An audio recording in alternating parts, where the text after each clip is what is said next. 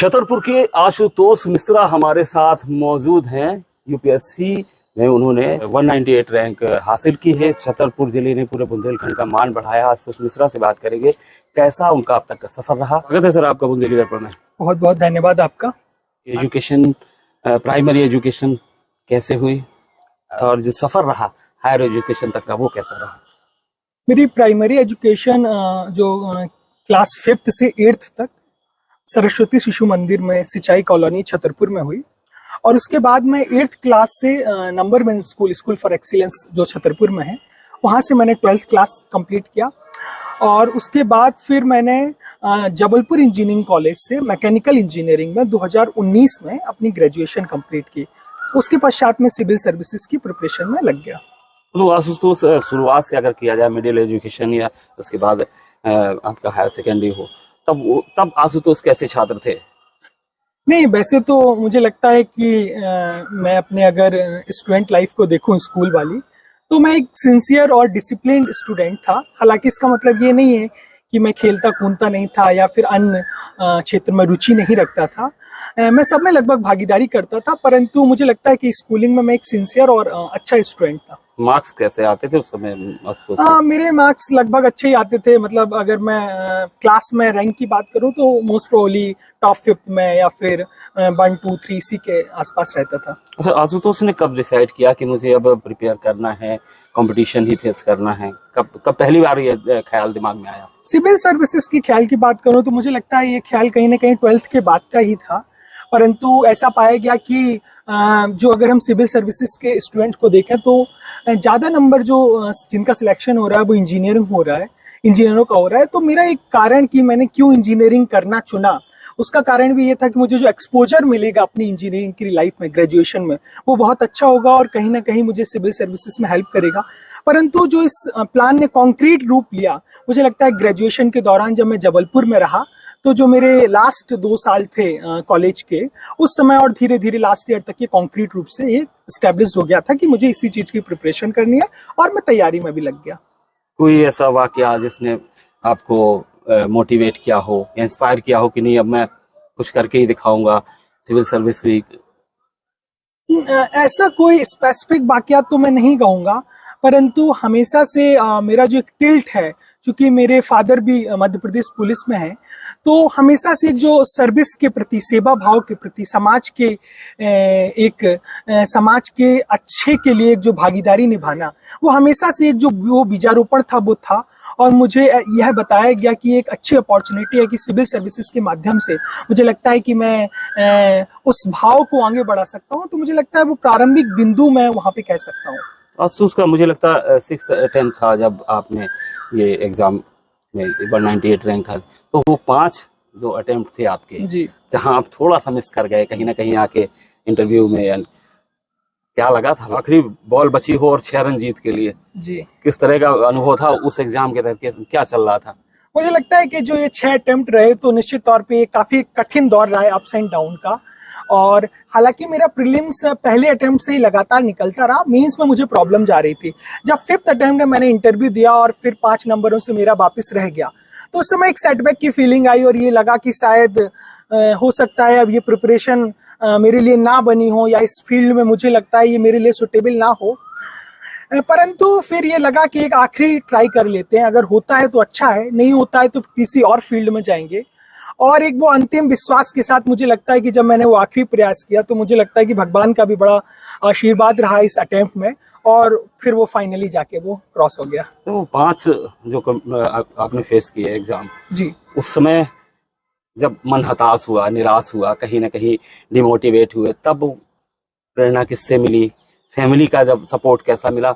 और वो लम्हा जब वाकई में लगा हो कि नहीं यार अब छोड़ते हैं, और फिर किसी ने मोटिवेट कर दिया हो कि नहीं बस बढ़ते चलो? मुझे लगता है निश्चित तौर पे इसमें मेरे फैमिली का काफी सपोर्ट रहा। जब अक्सर मैं मेंस फेल हो जाता था तो मेरे जो माता पिता का सपोर्ट रहा, उन्होंने कहा कि भाई कोई बात नहीं, आपको प्रिपरेशन नहीं करनी है मत कीजिए, आपको करना है कीजिए, हमारी तरफ से आप पूर्णतः फ्री और किसी भी तरीके का कोई प्रेशर नहीं।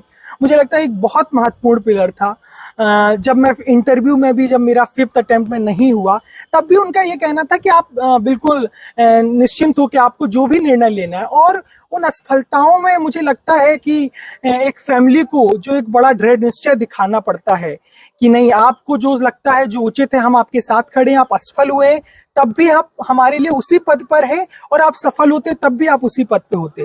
तो मुझे लगता है कि जो एक सपोर्ट रहा, एक पॉजिटिव एटमॉस्फेयर क्रिएट किया है, निश्चित तौर पे वही एक जो मात्र मोटिवेशन था जिसने ये जो जब अप डाउन का टाइम आया, पड़ाव जब नीचे की ओर जा रहा था, तो वो सपोर्ट के तौर पे रहा। जब रिजल्ट आया जी, पहला रिएक्शन क्या था आशुतोष का? मुझे लगता है कि जब मैंने लिस्ट देखी और मैं 1 से लेके गया, मैंने डायरेक्टली नाम सर्च नहीं किया, 1 2 3 4, और जब मैं 100 के करीब पहुंचा, फिर मुझे लगा हो सकता है ना हो, इस बार भी नाम ना हो।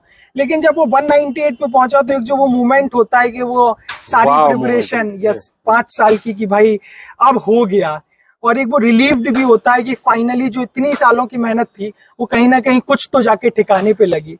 फिर मैं गया, फिर मम्मी को बताया, पापा को बताया, बड़े पापा थे उनको बताया, चाचा जी लोगों को बताया, और सबको फिर वो बात। तो मुझे लगता है जो तब से लेके आज तक का जो वो अनुभव रहा है, बड़ा फुलफिलिंग एक्सपीरियंस। माता पिता हैं जी, इंस्पिरेशन तो रहते ही हैं जी। कभी के। इसके अलावा कभी कोई ऐसा व्यक्तित्व जिसने इंस्पायर किया हो, कोई अधिकारी या कोई ऐसा मोटिवेशनल स्पीकर, कहाँ मोटिवेट हुए हैं जिससे? मोटिवेशनल स्पीकर, या मुझे लगता है कि एक किसी ऐसे अधिकारी सिविल सर्विसेज का नाम तो मैं नहीं ले पाऊंगा और उचित भी नहीं होगा, परंतु मुझे लगता है ऐसे बहुत सारे सिविल सर्वेंट्स हैं जिन्होंने मुझे, चाहे प्रिपरेशन हो या उसके पहले हो, तो वो एक सेंस ऑफ मोटिवेशन हमेशा रहा है। क्योंकि जब हम उनके काम के नजरिए को देखते हैं, तब हमें लगता है कि शायद हम भी ये चीज कर सकते हैं और हमको भी ये चीज करनी चाहिए। तो किसी स्पेसिफिक नाम को ना लेके मुझे लगता है कि काफी लोग थे जो सिविल सर्विसेज में आज भी है, वो एक सेंस ऑफ मोटिवेशन तो था। रूरल एरिया की बात कर लें, बहुत सारे ऐसे मेधावी छात्र होते हैं जिनमें वाकई में स्किल है, टैलेंट है, लेकिन कहीं ना कहीं उनके पास मोटिवेशन नहीं होता है, कोई मार्गदर्शक नहीं होता है, वो भटक जाते हैं, अपने जो फील्ड है, अपना एम नहीं सेलेक्ट कर पाते। जी, क्या, किस तरीके से आप ऐसे लोगों को संदेश देना चाहें, क्या करें? मुझे लगता है कि जो भी रूरल एरिया से आ रहे हैं, या फिर पहली बात तो ये कि आजकल टेक्नोलॉजी के कारण ऑनलाइन रिसोर्सेस अवेलेबल हो गए हैं, तो जो हम एजुकेशन की बात करते हैं वो काफी इंक्लूसिव हो गई है। मतलब आप रूरल एरिया में हो, दूरस्थ इलाके में हो, आपको वो किसी न किसी तौर पे शिक्षा अवेलेबल हो जाएगी। अब रही बात सेल्फ मोटिवेशन की या फिर निर्णय लेने की, तो मुझे लगता है ये तो स्वयं पर निर्भर करता है। परंतु हम अगर बात करें, एक परिवार, समाज भी एक ऐसी भूमिका निभा सकता है। जैसे मैं स्वयं हुआ हूँ, तो मुझे लगता है मेरे आसपास के काफी लोग हैं जो इस दिशा में मोटिवेट हुए हैं, और मेरी जो जवाबदारी है कि मैं उनको गाइड करूं, ताकि अगर मेरे 10 प्रयासों में भी एक कोई भी अगर सफल होता है, तो निश्चित तौर पे मेरी वो गाइडेंस सफल होगी।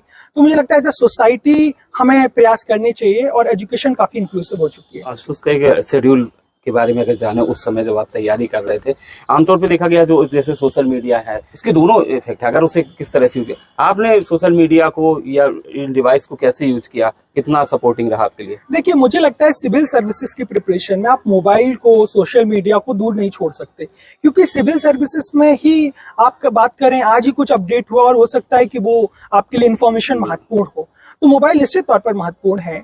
हम YouTube की बात करें या फिर हम न्यूज चैनल की बात करें, तो उनका उपयोग करना जरूरी है, परंतु आवश्यक यह है कि हम कितना सेल्फ डिसिप्लिन है, हमको क्या पढ़ना है, क्या नहीं पढ़ना है, कितना देखना है, कितना नहीं देखना है। डिपेंड करता है कि क्या सर्च कर रहे हैं। हाँ, तो ये आपके स्वयं के ऊपर निर्भर करेगा। आपका अगर डिटर्मिनेशन बहुत स्ट्रांग है, तो मुझे नहीं लगता कि फिर एक बहुत बड़ी समस्या हो सकती है, आप स्वयं निर्धारित कर सकते हैं।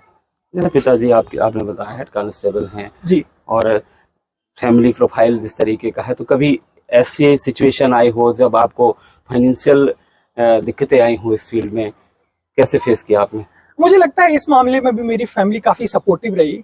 अक्सर ऐसा होता भी है कि हमारी काफी नीड्स होती हैं, परंतु उन्होंने मुझे कभी भी अपनी एजुकेशन की, चाहे वो ग्रेजुएशन की हो या फिर प्रिपरेशन की हो, उसका हमेशा प्रायोरिटाइज किया नंबर 1 पर।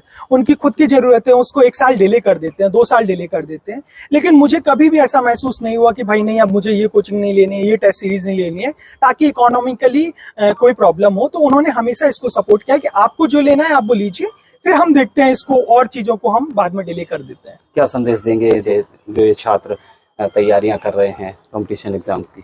कंपटीशन एग्जाम की मुझे लगता है कि मैं सारे छात्रों से यही एक निवेदन करूंगा कि वो संघर्ष करें, प्रयास करें।